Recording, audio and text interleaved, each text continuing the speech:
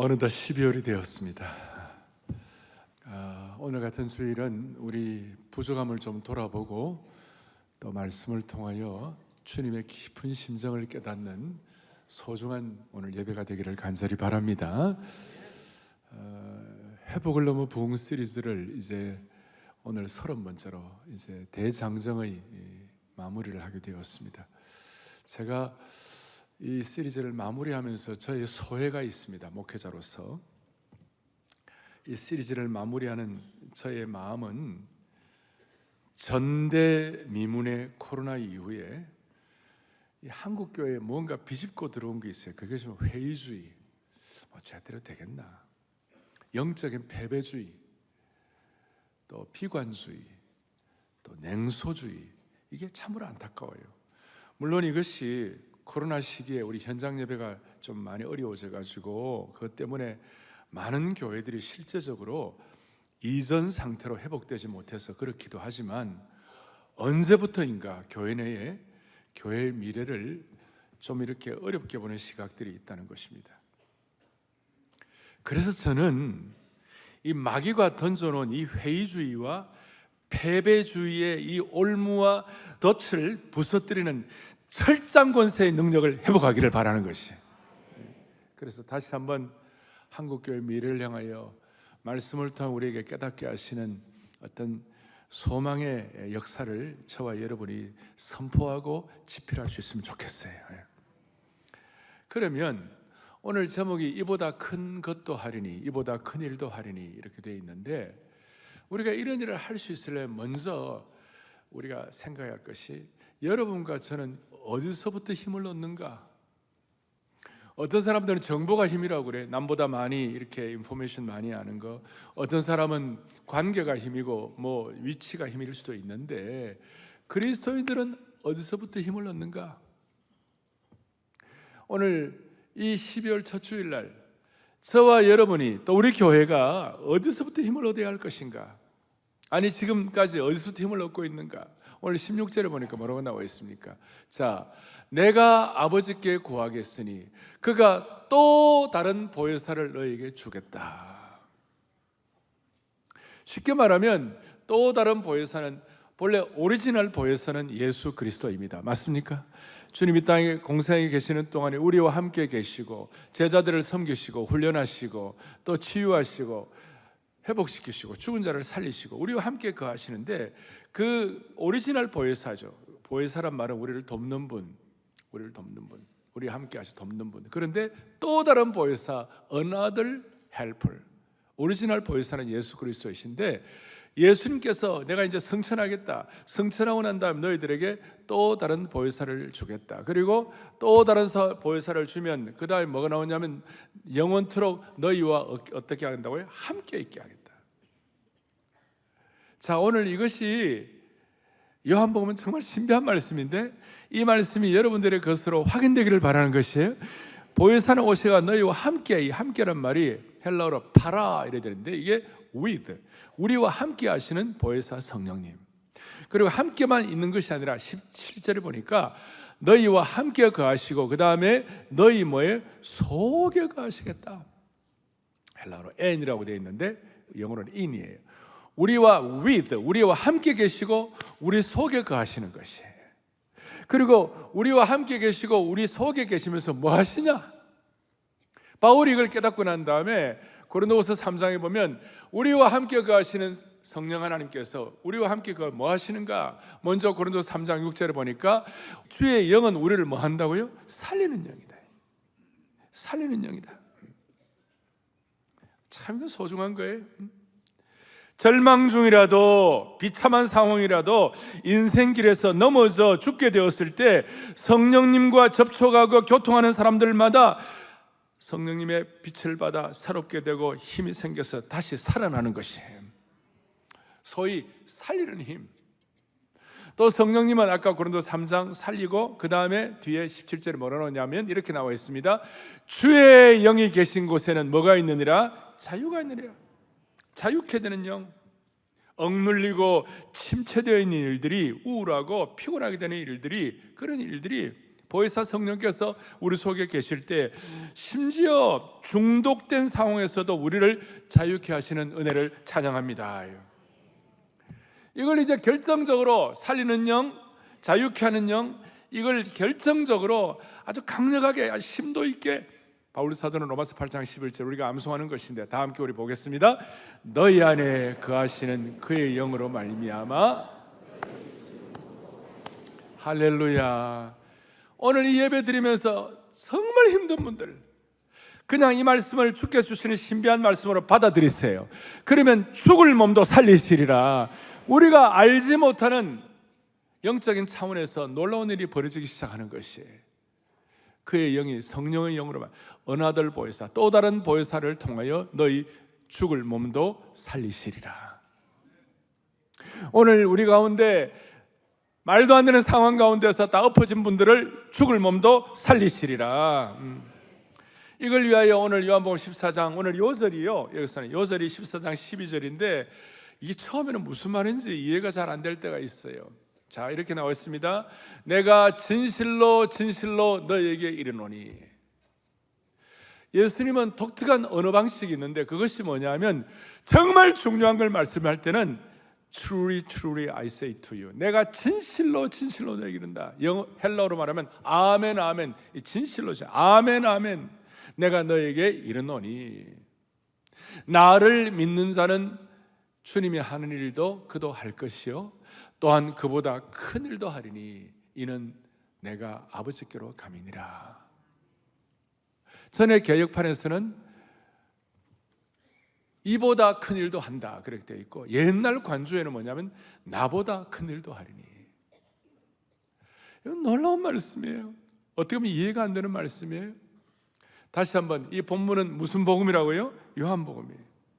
요한복음은 언어 하나하나가 단순한 말이 아니고 단순한 글도 아니에요.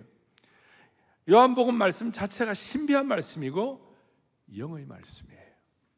어떤 말씀이라고요? 육의 말이에요. 영의 말씀이에요. 오늘날 이 깊은 영의 세계를 모르는 현대 그리스도인들에게는 요한복음의 언어는 어떻게 보면 낯설 수가 있어요.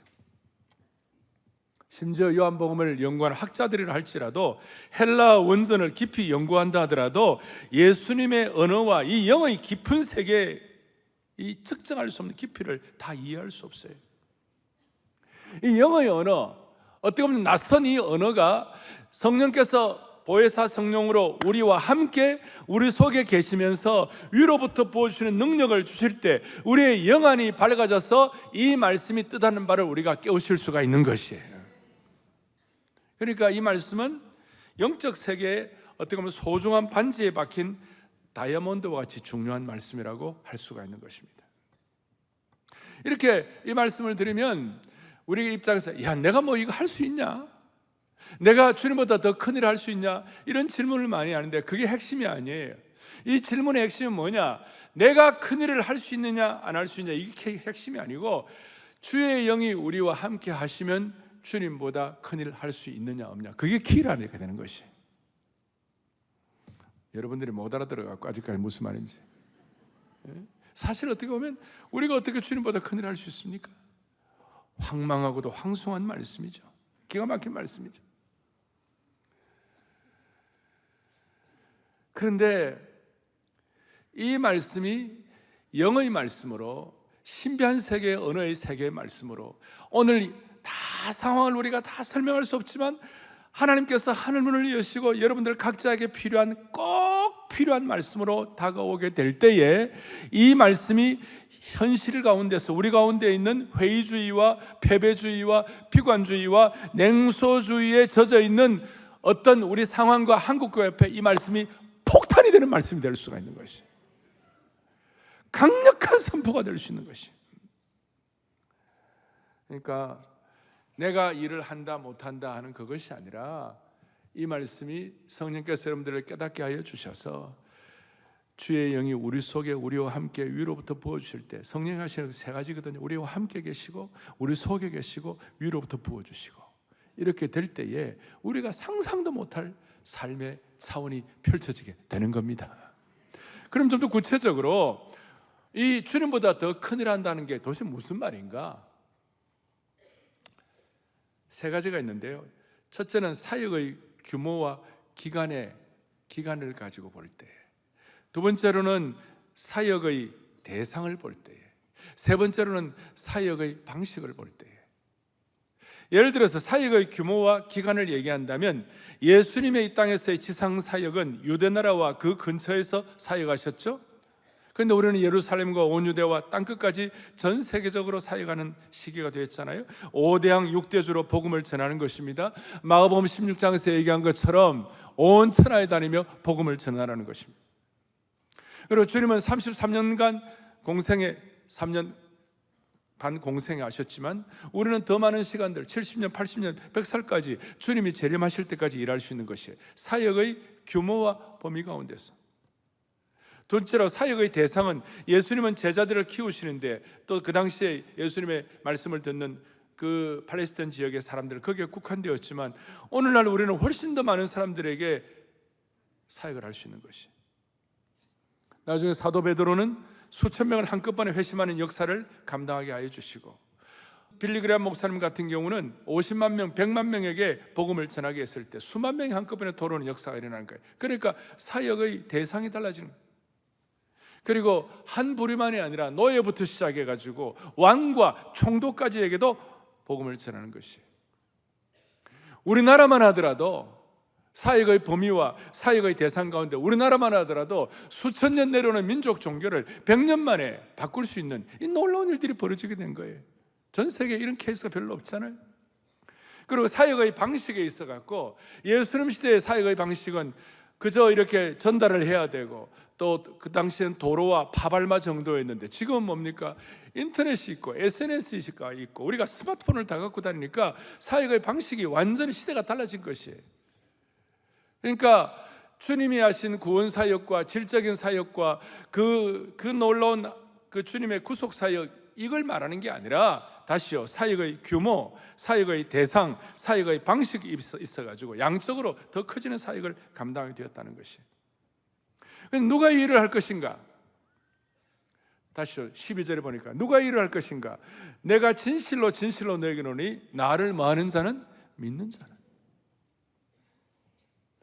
구약에는 어떤 특정한 사람들, 성령의 역사가 특정한 사람들, 다윗이라든지 삼손이라든지 어떤 주의 영이 많은 특정한 사람들에게 있다가 잘못하면 떠나가기도 했지만, 신약에서는 보혜사 성령께서 소위 보편적인 성령의 역사가 우리에게 주어졌을 때, 성령님을 통하여 예수님을 구세주와 주님으로 믿고 이 말씀이 살아계신 하나님의 말씀으로, 정확무원 하나님의 말씀으로 받아들이는 순전한 그 순종의 마음을 갖고 있는 자에게는 누구든지 믿는 자는 이 역사가 일어나게 되리라, 이것이에요.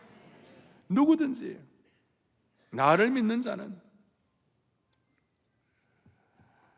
그래서 나를 믿는 자는 누구든지 예수 그리스도를 구세주와 주님으로 고백하고, 우리식으로 말하면 회복과 부흥을 지난 30주 동안 믿고 갈망하는 자는 누구든지가 되는 줄로 확신합니다, 이 말.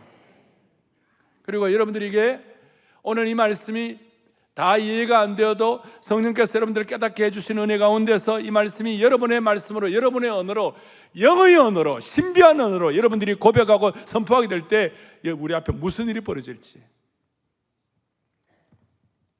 저는 청년 시절부터 이 말씀을 제가 받고, 나는 뭐 부족하게 짝이 없지만 어떻게 이 기가 막힌 이 말씀이 저에게는 신비한 언어로 다가왔어요. 그리고 이 말씀을 제가 그대로 받고, 이 말씀을 주장하고, 이 말씀을 붙잡고, 이 말씀 앞에 무릎 꿇을 때에 삶의 수많은 파도들을 극복할 수가 있었어요. 이 말씀이 제게 고백되어질 때 수많은 갓난 신고를 극복할 수가 있었어요. 제가 이 시간 묻고 싶은 게 있어요. 여러분이나 저나 오늘날 제일 큰 문제가 뭡니까? 세상의 수많은 파도 속에서 침몰되지 않을 생애의 선포, 확신, 말씀, 어떤 삶의 지진에 있어서 흔들리지 않을 만세반석 같은 확신, 말씀. 그래서 저에게는 이 말씀이 내가 하는 일을 그도 할 것이요 또한 그보다 큰 일을 하리니, 오늘 이 말씀을 여러분의 말씀으로 받으시기를 바라는 것이에요. 그리고 이 말씀을 제가 선포하는 것이 아니라 성령께서 여러분들에게 주신 말씀으로 받아야 되는 것이에요. 무슨 일이 일어날지, 내가 예수님보다 어떻게 더 큰일을 할 수 있겠는가? 이런 황송한 질문이 아니에요. 나 자신에게 초점을 맞춘 잘못된 질문을 하지 말고, 나는 부족하지만 이 말씀을 하신 그분이 주님이시기 때문에 성령님을 통하여 이 말씀을 깨닫고 실천할 수 있도록 힘을 주시기 때문에, 예를 들어서 모든 족속으로 제자를 삼으라. 우리가 어떻게 모든 족속으로 제자를 삼습니까? 그 앞에 그냥 아무것도 하지 아니하고 모든 족속으로 제자를 삼으라고 하지 아니하고, 하늘과 땅에 있는 모든 권세를 내게 주셨으니 너희는 가서 모든 족속으로 제자를 삼으라. 그러니까 힘의 근원이 뭐냐? 모든 족속으로 제자를 삼으라고 하신 주님이시라는 것이에요. 그래서 저는 이 12절의 9절 속에는 너희가 나보다 더 큰 일을 할 수 있도록 하나님께서 너희를 위해 준비하신 모든 신령한 자원을 삶으로 경험하라는 뜻이 담겨 있는 것이에요. 다시요, 너희가 나보다 큰 일을 할 수 있도록 하나님께서 너희를 위해 성령님을 통해 준비하신 모든 신령한 자원을 삶으로 지금 체험하라, 그 말이에요. 다른 말로 하면, 여러분 지금까지 생애를 살아오면서 내가 목숨을 걸 만한 일, 지금까지 살아오면서 하나님께서 준비하신 신령한 자원인 보혜사 성령과 기도의 능력을 우리가 한 번도 사용하지 못하고 적당하게 평생 사는 가운데 적당하게 물에 물 탄 듯 무례감을 가지고 살았다면 그거는 너무나 안타깝다는 뜻이. 제가 말씀드렸죠? 지난번에 우리의 삶에 왜 기적이 일어나지 않는가? 성경에 나타날 모든 기적은 생명과 복음의 역사에 연결될 때 기적이 일어난 줄로 믿습니다.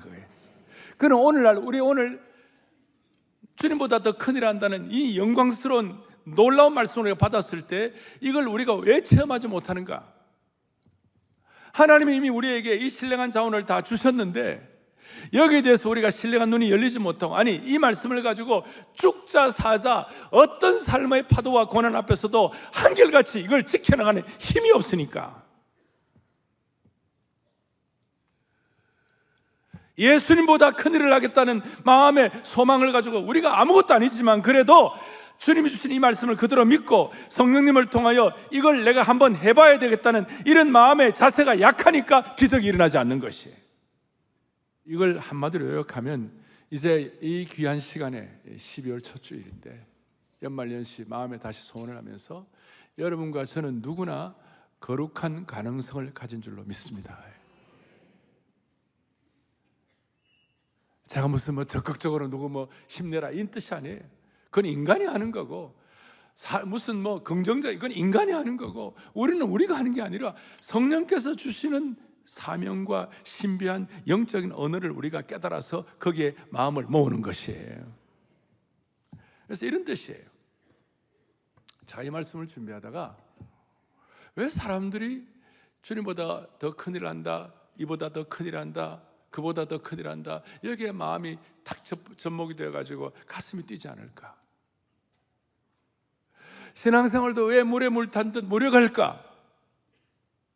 왜 한국교회는 전대미문의 코로나 이후의 가운데서 회의주의와 비관주의와 패배주의와 냉소주의가 이렇게 만연할까?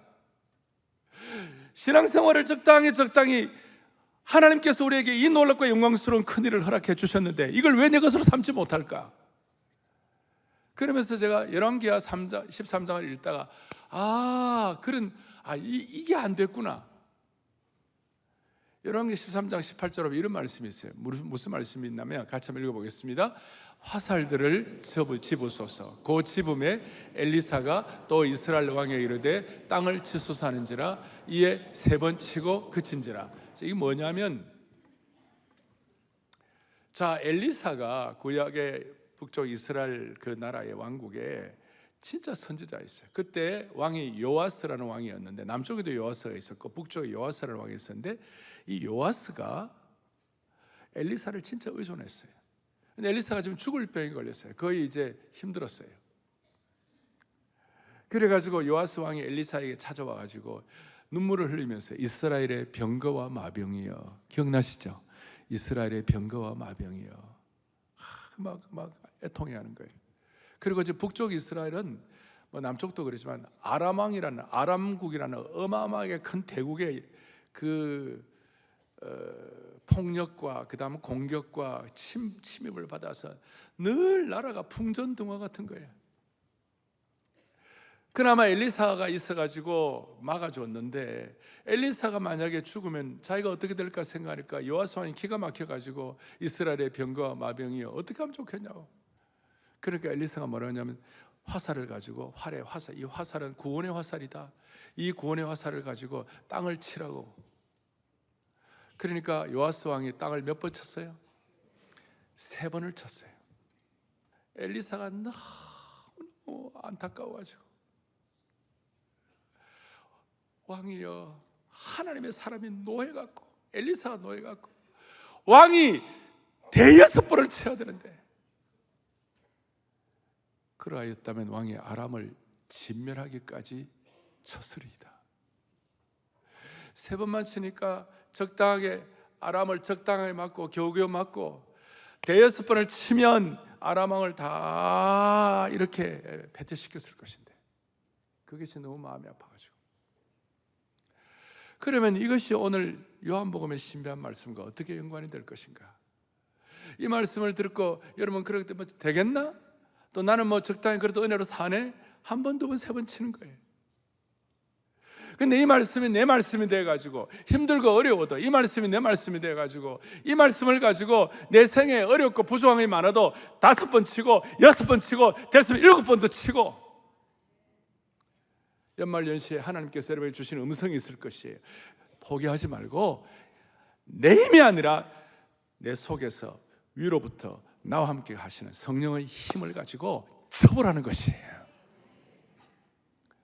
저는 이 말씀이, 저는 늘 부족했지만 이 말씀이 저에게는 큰 약속의 말씀 중에 하나가 되었어요. 내가 뭔데, 난 아무것도 아니지만 뒤에 이제 내 이름으로 구할 때, 주님 앞에 기도하고 성령의 힘을 의지하여 주님 앞에 기도할 때 그보다 큰 일을 하리니. 제가 좀 조심스럽지만 제가 이제 청년 대학생 사역을 하는데, 진짜 나는 뭐 그 당시 신학교를 다니는 사람도 아니었고, 그런데도 불구하고 대학부를 맡아가지고, 그 당시에 우리 교단에서 제일 큰 대학부를 맡았어요. 나는 너무 아닌 거야. 나는 너무 부족한 거야. 그러나 나도 청년의 약점도 있고 다 부족함이 있는데, 그러나 그 모든 것들 가운데서도 어떻게 하면 적당히가 안 되는 거예요. 그래서 저희 대학부에 주보가 있었는데, 주보 이름이 성인들이라는 주보가 있었어요. 그 당시에 이제 한국교회 좀 유명한 주보였는데, 주보를 2,000부를 발행했어요. 그 당시에 2,000부를 발행하는데, 그 2,000부에 제가 1년 반 동안 하나님을 향한 열망과 그 응답들이라는 연절을 제가 했어요. 매주일마다. 82년 3월 1일 결혼식이었는데, 결혼한 날 앞에 놓고 그 주보 담당자가 연재 계속 안 하면 잠깐 못 간다 그러는 거예요. 결혼식 하는 날 당일날. 그러니까 지금도 선연하게 하는 결혼식 하는 날 당일날 3월 1일 아침 새벽 2시까지 그 원고를 쓰고 있었어요. 결혼식이 얼마나 중요합니까? 그런데 결혼은 잠깐 갔다 오는 거예요, 그냥. 난 지금도 그래서 이제 이 신부 측에서 저한테 이제 이 셔츠를 마련해 줬는데 한 번도 안 입어봤어요. 그러니까 내게 안 맞아가지고 그날 결혼생활 계속 안 맞아가지고 있잖아요. 한 번도 안 입어봤으니까. 지금 제가 그 글을 한번 읽어보니까 지금도 보니까 뜨거워. 지금도 보니까 야, 이거 어떻게 그때 만 26이었는데 26살 때 어떻게 그걸 쓸 수 있었나? 그러면서 제가 그게 82년 3월 1일이었는데 82년 3월 1일부터 한 10년간 한국 교회가 어마어마하게 부흥을 한 거예요. 사람들은 이런 얘기를 하면 이게 내가 될까 안 될까 이걸 고민한다니까. 그게 아니고 오늘 나와 함께 계시고 내 속에 계시고 내 위로부터 부어주시는 그분이 역사하시면 그걸 믿는 자는 신비한 언어의 영안의 눈이 열리면 하나님이 일하시는 것이에요. 나를 믿는 자는 내가 하는 일을 할 것이요 그보다 큰 것도 하리니. 사역의 대상, 사역의 범위, 사역의 기간, 놀라운 일들이 벌어지는 거죠. 여러분, 이런 말씀을 통해 다시 한번 한국교회에 임한 이 잘못된 이 회의주의와 패배주의가 극복되기를 간절히 바랍니다. 80년도 이후에 10년 동안, 80년대 중반에 누가 나한테 말했어요. 한국교회 워낙 보면, 당시에 강남은요 80년대 중반 후반 강남에 유행어가 있어요. 그게 뭔지 알아요? 아직까지 교회 안 나가나? 이게 유행어였어요. 어느 순간 좀 부족함이 생겼는데 어제 다시 마음 다 해가지고 다시 새롭게 해가지고 6번, 7번을 내리칠 수 있는, 우리에게 주신 사명의 화살을 내리칠 수 있는 은혜를 주시기를 바랍니다. 그럼 이걸 적용하겠습니다. 여러분, 다시요, 내 힘으로 내리치는 것이 아니라 베드로처럼 말씀에 의지하여 내리치는 것이고, 우리에게 주시는 말씀의 화살, 사명의 화살을 내리치는데, 이 말씀이 우리의 중앙선이에요. 그걸 가지고 내리치는데 어떻게 하느냐? 개인적으로는 우리가 이 강남에 사시는 분들 가운데 어떤 분들은 여기 상위 1%도 계실 거예요. 사회적으로나 학문적으로나 여러 가지 면에서의 상위 1%가 계실 거예요. 그러나 우리 대부분 99%는 평범한 사람들이에요. 그런데 평범한 우리가 남들이 보기에 아무것도 아닌 것 같아도 오늘 이 말씀을 내게 주신 말씀으로 받고 여러분들의 생애에 말씀의 화살을 6번, 7번 내리치는 순간 뭔가 달라지게 될 것이에요. 그럴 때 평범한 부부가 인생을 낭비하지 않게 되고, 그리고 평범한 부부가 사명을 가지고 자녀들을 믿음으로 키우게 되고, 자녀들을 토요 비전 새벽 예배에 데리고 나가지고 1번, 2번, 6번 내리칠 때 그 아이들을 통하여 하나님이 일하시는 것이에요. 내 인생을 위하여 6번의 화살을 내리칠 때에 하나님이 일하실 것이에요. 그러면서 제가 지난 주간에 더 생각이 뭐냐면, 저희 아파트 문에다가 뭐가 딱 되어 있냐면요, 사랑의 교회라는 교패가 있어요. 이게 어떤 면에서 우리의 아이덴티티가 된 거예요. 제가 그 교패 붙이고 위에 층간소음 있을 때 밑에서 쿵쿵 할 수 있겠어요? 조심하죠. 그래서 저는 하나의 어떤 상징이에요. 우리가, 너희가 나를 믿는 자는 성령님이 함께 계시고 우리 속에 계시고 위로부터 부어주실 때, 이걸 믿을 때에, 그리고 청년 시절에 질풍노도 같은 시대에 아무것도 아니지만 그러나 이 말씀 붙잡고 그 모든 과정들을 겪었다 할 때에, 한국교회 처음에 아무것도 아니었지만 하나님이 10년, 20년 동안 역사하는 그런 현장이 있었다고 말할진대 마음의 소원을 가지고, 내가 볼 때 우리 교회 교우들 가운데 대부분은 사랑의 교회 교패 붙이고 있는 걸로 제가 알고 있습니다만은, 또 뭐 상황이 안 돼가지고 못 붙인 분도 있고 이사가고 못 붙인 분도 많이 있을 거예요. 오늘부터 교패 붙이세요. 제가 밖에다가 많이 준비해 놓았어요. 나가실 때 하나씩 다 갖고 나가시라고. 이게 그럼 교패를 어떻게 붙이는지 모르는 분들이 떼가지고 붙이면 돼요. 이렇게. 이게 여러분들에게 굉장한 아이덴티티를 갖게 할 거예요. 단순한 사랑의 교회의 문제가 아니에요. 한국교회 성도로서의 자긍심과 여러분들이 갖는 정체성의 문제예요. 나보다 큰 일을 하리니, 어떤 경우에도 이 사명을 놓치지 않겠다는 그런 마음의 자세를 가지고, 아마 여러분 제 말씀 듣고 순전하게 여러분들 그걸 적용하면서 교패 없는 분들 들고 나가지고 집에다가 붙일 때 그게 아무것도 아닌 것 같지만 여러분들을 변화시킬 거예요. 한국교회 그리스도인들이 좀 이렇게 야성이 약해졌어요. 이런 일들을 통하여 다시 회복되기를 간절히 바랍니다. 나갈 때 2-3개는 갖고 가지 말고 하나만 갖고 가세요. 하나만. 이런 은혜를 받으면 우겨쌈을 당해도 낙심하지 아니하고, 거꾸로뜨림을 당해도 망하지 아니하고, 웬만한 사람들은 쓰러지지만 예수님보다 더 큰 일을 할 수 있다는 말씀을 붙잡고 부흥에 대한 희망을 갖고 있으면 쓰러지지 않는 것이에요.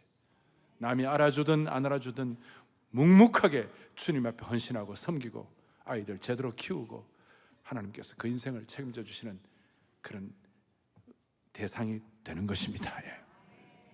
교회도 마찬가지. 지난 1년간 우리는 회복을 너무 부흥으로 줄기차게 우리가 소원했습니다. 그리고 하나님 그 결과로 작년에 9.26 한국교회 섬김의 날 5,500여 명의 목사님들을 우리가 모시고 1박 2일 동안 집회를 하고, 이번 10월 23일은 우리가 7,000여 명의 목사님들을 모시고, 그래서 두 집회를 보니까 7,500교회, 거의 7,000교회가 되는 교회들을 저희들이 섬기게 된 거예요. 뭐 우리가 잘해서 많아서 그게 아니라 주님보다 주님이 하는 일을 우리도 감당하게 해주십시오, 이런 소원을 가지고, 그래서 앞으로 7,000여 교회가 플랫폼으로, 내년쯤은 만교회가 되겠죠. 만교회 플랫폼으로 올라오면 우리는 부족하지만 그래도 하나님 우리에게 주신 귀한 것들이 많이 있잖아요. 특세를 하면 특세를 같이 하고, 그 다음에 부활절에 품은 생명 대각성에 추수하자 그래가지고 부활절에 우리가 태신자를 작정하면 같이 태신자를 작정하고, 그리고 제가 마음속에 소원했어요. 내년도 부활절에는 계란을 몇 개를 준비할까요? 100만 개. 그래갖고 같이 마음먹은 교회에 같이 내려다 보내는 것이, 같이 태신자를 같이 작정하고 6개월 동안 같이 기도하고, 그래서 만교회가 7,000교회가 같이 마음을 먹고, 우리는 원래 4만 명 태신자를 작정했지만, 자, 내년에는 우리가 마음 먹어가지고 적어도 10만 명을 작정하고, 그 다음에 20만 명을 작정해서 40만 명을 작정하고 100만 명을 작정하면 하나님이 반드시 은혜 주시리라고 믿는 것이에요. 그러니까 그게 그냥 뚱그름 잡는 얘기가 아니에요. 한국교회 아무리 어려워도 80년도 초반, 중반, 70년도 후반에 비하면 지금 환경이 더 나아요? 못해요? 훨씬 더 나아요. 70년대 후반, 80년대 초반에는요, 사랑의 교회는 짜장면집 2층에 있었어요. 예배 드릴 때마다 짜장면 냄새가 나가지고 수많은 사람들이 유혹을 받고, 뭘 먹어야 할 것인가? 말씀을 먹어야지. 말씀을. 나보다 큰일을 하는 걸 먹어야 돼. 그걸 생각하면 지금의 안아주시니 본다 전 세계 다 쳐주잖아요. 환경이 말도 못하게 좋아진 거예요. 그런데 토비세를 안 나와? 제가 토요비전 새벽 예배를 강조하는 것이 아니에요. 화살을 내리치는 시간이에요. 그 시간이. 우리가 지금 기도하는 가운데 7,000 기도 용사를 가지고 우리가 7,000명 우리가 하잖아요. 근데 우리가 기도하는 건 무슨 생각이 들었냐면, 야, 7,000명 어른들만 하면 되겠나? 다음 세대에도 7,000 기도 용사가 나오게 하여 주십시오. 이 교회를 위한 기도의 제목이에요. 그리고 하다 보니까 더 은혜가 생기는 거예요. 하나님, 우리가 믿음의 4세대가 우리가 이런 기도를 해야 되는데, 하나님 아버지, 믿음의 4세대 가운데 forever 이상, 60대 이상은 60대 이상도 7,000 기도 용사. 지금 제일 좀 이렇게 막 이념적인 갈등을 가지고 고통하는 40~50대도 7,000 기도 용사.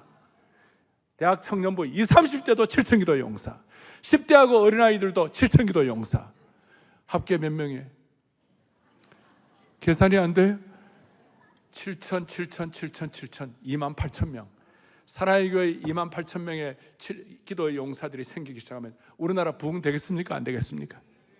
그리고 내년까지 만교회가 같이 합류해가지고 우리도 부족하지만 섬기는 마음으로 그 교회들마다 기도 용사들이 생기면 한국교회 부흥 되겠습니까? 안 되겠습니까? 여러분 대답을 이렇게밖에 못합니까? 만교회가 같이 마음을 먹고 나보다 큰일을 하리니, 아니 주님이 한 일을 할 것이요, 이걸 믿고 마음을 같이 하면 되겠습니까? 안 되겠습니까? 이게 우리가 믿음이 되는 것이에요. 다시요, 내가 할 수 있느냐 없느냐가 키가 아니라니까요. 82년도에 그 아무것도 없을 때, 아까 제가 말했 결혼식이 주가 아니고 결혼식은 잠깐 갔다 오는 건 아니에요. 갔다는 그런 마음으로 우리가 전력 투구를 할 때 하나님 어떻게 역사하실까? 전 세계 교회, 미국 교회 힘이 있지만 여러분, 전 세계 교회 정치, 경제, 사회, 경제, 문화 모든 영역에서 자리가 잡힌 교회, 그래도 대한민국 교회가 넘버 2가 되는 거예요. 한국 사회가. 그래서 우리 한국 교회가 바로 가면 이 민족도 바로 가는 것이에요. 우리 민족에 대한 것도 마찬가지입니다. 개인도 교회도 우리 민족도. 저는 기도하고 있어요. 주여 2030년에는 통일되게 하여 주십시오. 기도도 못합니까? 7년 내 평양에서 특사하게 해달라, 그렇게 기도하는 것이 하나님께서 필요하면 역사해 주실 것입니다. 다시요, 7천 기도 용사 정도가 아니라 7천 기도 용사. 이 일을 위하여 우리가 뭘 할 수 있습니까? 오늘 13절 14절에 이렇게 나와 있습니다. 내 이름으로 무엇이든지 내게 구하면 내가 행하리라. 너무나 신비한 말씀이에요. 이 말씀을 여러분 possibility thinking 그런 개념이 아니에요. 보혜사 성령의 역사가 있을 때 너희가 내 이름으로, 주님의 이름으로 무엇이든지 구하면 내가 시행하리니. 구약에는 아까 특별한 사람들에게만 받는 성령의 역사였지만 신약은 보편적 성령의 역사가 있어가지고 우리가 이게 마음을 열고 지금 살아계신 하나님의 말씀을 믿고 우리가 신뢰하면 하나님이 일하시는 것이에요. 구약에서는 성막에 등불을 끄지 말라고 그랬어요. 그래서 사무엘이 성막에 등불을 끄지 않는 것이 그의 사명이었어요. 사무엘에게 하나님이 나타나실 때 사무엘의 등불을 끄지 않을 때, 그가 할 역할을 했을 때 하나님이 사무엘에 역사하시고 다윗 왕국을 세우는 역할을 감당하게 되었어요. 오늘 우리의 삶에, 우리의 인생에 등불을 끄지 않는 것이 뭡니까? 그게 기도예요. 7천 기도의 용사가 될 때 우리의 삶의 등불이 꺼지지 않는 것이에요. 이런 비전이 약화되지 않는 것이에요. 모라비안 교도들은 이거 깨닫고 100년 동안 기도의 불을 끄지 않게 해가지고 세계 선교의 문을 여는 영광스러운 역할을 진전도로 백작과 함께 했고, D.L. 무디와 함께 일했던 R.A. 토레이 박사는 시카고 모디 신학교와 그 다음에 LA에 있는 바이올라 대학교 같이 해서 3년 동안 토요일마다 기도의 재단을 쌓았더니 그 은혜가 영국의 캐직 상역으로가 캐직 사경에 5천여 명의 1902년도 7월 달에 5천여 명의 사역자들이 기도할 때 그 기도의 능력이 인도로 갔다가 그 다음에 평양으로 갔다가 한국교회 부흥으로 이어지게 된 줄로 믿습니다. 기도의 불을 꺼지지 말라. 하나님의 임재와 하나님의 인도가 있는 이 기도의 불을 꺼뜨리지 말라. 성령의 역사를 통하여. 그래서 오늘 이 시간 때문에 저와 여러분 한국교회가 회복을 넘어 부흥으로 가는 은혜의 초석을 든든히 내리는 놀라운 축복을 한 분 한 분 맞춤의 은혜로 허락해 주시기를 축원합니다. 두 손을 펼치시고 주의 용사된 나에게 주의 일을 맡겨주십시오. 한 번이 아니라 세 번이 아니라 안타깝게도 세 번이 아니라 5번, 6번, 7번을 기도에 말씀에 화살을 가지고 내려치는 축복이 있기를 바랍니다. 가슴에 손을 얹고 기도하겠습니다. 자비로우신 하나님 아버지, 위로부터 부어주시는 보혜사 성령이 우리의 참된 힘이 되게 해 주신 줄로 믿습니다. 이 힘을 가졌을 때에 우리의 마음속에 비집고 들어온 모든 회의주의, 패배주의, 비관주의를 완전히 부서뜨려 주시옵소서. 이 말씀 가지고 다시 한번 한국교회 회복을 넘어 부흥을 위한 말씀의 화살을 6번, 7번을 치는 능력을 체험하게 하여 주시기를 원하옵나이다. 그리고 생명을 걸만한 믿음과 충성과 열정을 회복하게 하여 주시옵소서. 한국교회가 바로 가야 이 민족이 바로 가는 줄로 믿사오니 겉으로 드러난 한국교회 6만 교회뿐만 아니라 보이지 않는 무형교회는 우리 자신도 바로 가게 하여 주셔서 이 민족의 방향이 참으로 새롭게 지필될 수 있도록 은혜 위에 은혜를 부어 주옵소서. 할렐루야. 오늘 엎어지고 답답한 그런 힘든 환경에 계신 분이 있다면 이 말씀으로 완전히 회복하게 하여 주시옵소서. 예수 그리스도 이름 받들어 간절히 기도 올리옵나이다. 아멘.